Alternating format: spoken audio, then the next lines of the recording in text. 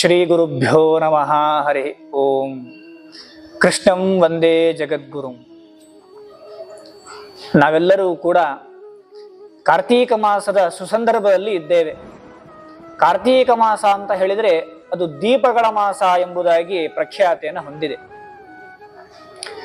ಉತ್ಥಾನ ದ್ವಾದಶಿ ಎಂದು ಭಗವಂತ ಯೋಗ ನಿದ್ರೆಯಿಂದಾಗಿ ಎಚ್ಚೆತ್ತುಕೊಂಡಾಗ ಅದರ ಸಂತೋಷಕ್ಕೋಸ್ಕರವಾಗಿ ನಾವೆಲ್ಲರೂ ಕೂಡ ದೀಪೋತ್ಸವವನ್ನ ಮಾಡ್ತೇವೆ.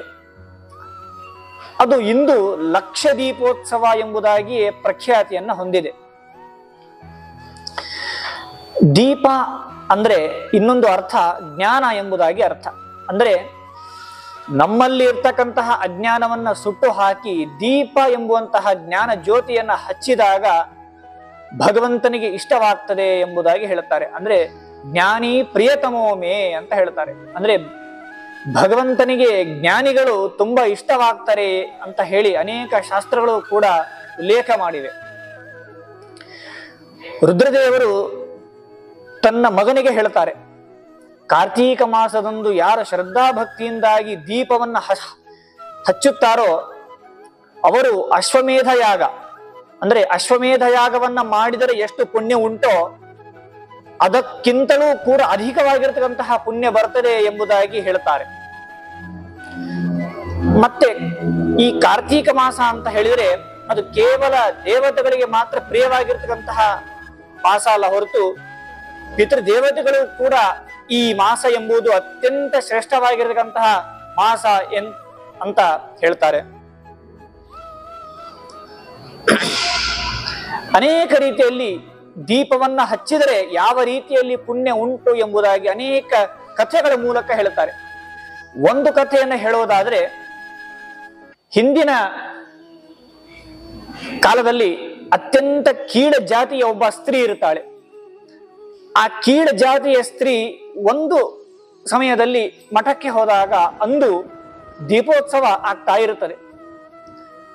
ಇಂತಹ ಸಂದರ್ಭದಲ್ಲಿ ಆಕೆ ಅನ್ಕೋತಾಳೆ, ನನಗೆ ದೀಪ ಹಚ್ಚುವಂತಹ ಯೋಗ ಇಲ್ಲ, ಹಾಗಾಗಿ ಮಂದವಾಗಿರ್ತಕ್ಕಂತಹ ದೀಪವನ್ನ ನಾನು ಬೆಳಗಿಸ್ತೇನೆ ಅಂತ ಹೇಳಿ ಬೆಳಗಿಸಿದಾಗ ಭಗವಂತ ಏನು ಮಾಡ್ತೇನೆ ಅಂತಂದ್ರೆ ಆಕೆಗೆ ಉನ್ನತವಾಗಿರ್ತಕ್ಕಂತಹ ಸ್ಥಾನವನ್ನ ಕೊಟ್ಟು ಮೋಕ್ಷವನ್ನೇ ಕೊಟ್ಟಿದ್ದಾನೆ ಅಂತ ಹೇಳಿದ್ರೆ ದೀಪ ಹಚ್ಚುವುದರ ಮಹತ್ವ ಎಷ್ಟು ದೊಡ್ಡದಿದೆ ಅಂತ ಹೇಳಿ ನಮಗೆ ಈ ಮೂಲಕವಾಗಿ ಗೊತ್ತಾಗ್ತದೆ. ಇಂತಹ ದೀಪೋತ್ಸವವನ್ನ ಸಂಧ್ಯಾ ಕಾಲದಲ್ಲಿ ಮನೆಯಲ್ಲಿ ಇರ್ತಕ್ಕಂತಹ ಎಲ್ಲರೂ ಕೂಡ ಸದಸ್ಯರು ಎಲ್ಲರೂ ಕೂಡ ಒಟ್ಟಿಗೆ ಕೂಡಿಕೊಂಡು ಅತ್ಯಂತ ಸಂಭ್ರಮದಿಂದಾಗಿ ಆಚರಣೆ ಮಾಡುವಂತಹ ಉತ್ಸವವಾಗಿದೆ. ನಾವೆಲ್ಲರೂ ಕೂಡ ದೀಪವನ್ನ ಹಚ್ತೇವೆ. ದೀಪವನ್ನ ಹಚ್ಚುವುದು ಹೇಗೆ ಹಚ್ಚಬೇಕು, ಯಾವ ರೀತಿಯಲ್ಲಿ ಆಗಿರ್ತಕ್ಕಂತಹ ಅನುಸಂಧಾನ ಇರಬೇಕು ಅಂತ ಹೇಳಿ ಶಾಸ್ತ್ರವೇ ಹೇಳುತ್ತದೆ. ದೀಪೋತ್ಸವಂ ಯಃ ಕುರುತೆ ತಂ ಯಮೋಪಿ ನ ಪಶ್ಯತಿ ಆಧಯೋ ವ್ಯಾಧಯೋ ಬ್ರಹ್ಮನ್ ನ ಸ್ಪೃಶಂತಿ ಕದಾಚನ ಅಂತ ಹೇಳಿ. ಅಂದ್ರೆ ಈ ದೀಪದಿಂದಾಗಿ ಯಾವ ರೀತಿಯಾದಂತಹ ಫಲ ಉಂಟು ಅಂತ ಹೇಳಿದ್ರೆ, ದೀಪೋತ್ಸವಂ ಯಃ ಕುರುತೆ ಅಂದ್ರೆ ದೀಪೋತ್ಸವವನ್ನ ಯಾರು ಶ್ರದ್ಧಾಭಕ್ತಿಯಿಂದಾಗಿ ಆಚರಣೆ ಮಾಡ್ತಾರೋ ಅಂತಹ ವ್ಯಕ್ತಿಯನ್ನ ತಂ ಯಮೋಪಿ ನ ಪಶ್ಯತಿ, ಯಮದೇವರು ಕೂಡ ಆ ವ್ಯಕ್ತಿಯ ಹತ್ತಿರ ಕೂಡ ಬರ್ಲಿಕ್ಕೆ ಸಾಧ್ಯವಿಲ್ಲ ಎಂಬುದಾಗಿ ಹೇಳ್ತಾರೆ.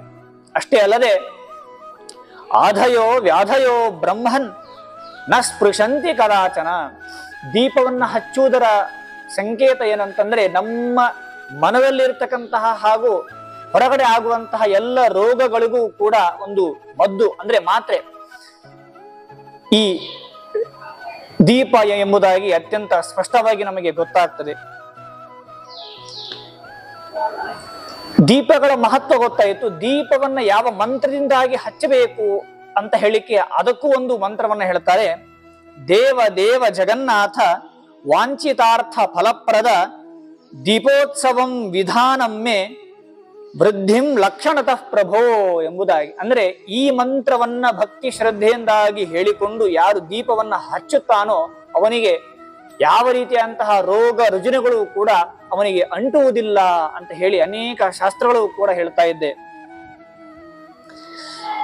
ಇಷ್ಟೇ ಅಲ್ಲದೆ ನಾವೆಲ್ಲ ಅನೇಕ ಸಮೂಹಗಳಲ್ಲಿ ದೀಪವನ್ನು ಹಚ್ಚಿದಾಗ ನೋಡಿ, ಆ ದೀಪಕ್ಕೆ ಮಾತ್ರ ಅಲ್ಲ, ಆ ದೀಪದಿಂದಾಗಿ ಆಚೆ ಹೋಗುವಂತಹ ಹೊಗೆಗೂ ಎಷ್ಟು ಮಹತ್ವವಿದೆ ಅಂತ ಇಲ್ಲಿ ಹೇಳ್ತಾ ಇದ್ದಾರೆ. ಅನೇಕ ಸಮೂಹಗಳಲ್ಲಿ ನಾವು ದೀಪವನ್ನು ಹಚ್ಚಿದಾಗ ಅದರಿಂದ ಹೊಗೆ ಎಂಬುದು ಬರ್ತದೆ. ಆ ಹೊಗೆ ಆ ಒಂದು ಹೊಗೆಯಿಂದಾಗಿ ಖೇಚರ ಅಂತಂದ್ರೆ ಆಕಾಶದಲ್ಲಿ ಹಾರಾಡುವಂತಹ ಯಾವ ಜೀವಿಗಳಿವೆ, ಅಂದ್ರೆ ಸೊಳ್ಳೆ ಆಗಿರಬಹುದು, ಅನೇಕ ಜೀವಿಗಳಾಗಿರ್ಬೋದು, ಆ ಸೊಳ್ಳೆಗಳು ಇಂತಹ ಹೊಗೆಯನ್ನ ಸ್ವೀಕಾರ ಮಾಡಿದಲ್ಲಿ ಅವುಗಳಿಗೂ ಕೂಡ ಸ್ವರ್ಗವನ್ನ ಇದೆ ಎಂಬುದಾಗಿ ಇಂತಹ ಅನೇಕ ಶಾಸ್ತ್ರಗಳಲ್ಲಿ ಉಲ್ಲೇಖಗೊಂಡಿವೆ. ಹಾಗಾಗಿ ದೀಪಕ್ಕೆ ಮಾತ್ರವಲ್ಲದೆ ದೀಪದಿಂದಾಗಿ ಆಚೆ ಹೋಗುವಂತಹ ಹೊಗೆಗೂ ಕೂಡ ಅಷ್ಟು ಮಹತ್ವವಿದೆ ಎಂಬುದಾಗಿ ಇಲ್ಲಿ ಉಲ್ಲೇಖಗೊಂಡಿದೆ. ಹಾಗಾಗಿ ಇಂತಹ ದೀಪೋತ್ಸವವನ್ನ ನಾವೆಲ್ಲರೂ ಕೂಡ ಭಕ್ತಿ ಶ್ರದ್ಧೆಯಿಂದಾಗಿ ಹಚ್ಚಿ ಮನೆಗಳಲ್ಲಿ ನಾವೆಲ್ಲರೂ ಕೂಡ ಭಗವಂತನ ಜ್ಞಾನವನ್ನ ಎಲ್ಲ ಕಡೆ ಹಂಚುತ್ತಾ ಭಗವಂತನ ಅನುಗ್ರಹಕ್ಕೆ ಪಾತ್ರರಾಗೋಣ ಅಂತ ಹೇಳ್ತಾ ಶ್ರೀಕೃಷ್ಣಾರ್ಪಣಮಸ್ತು.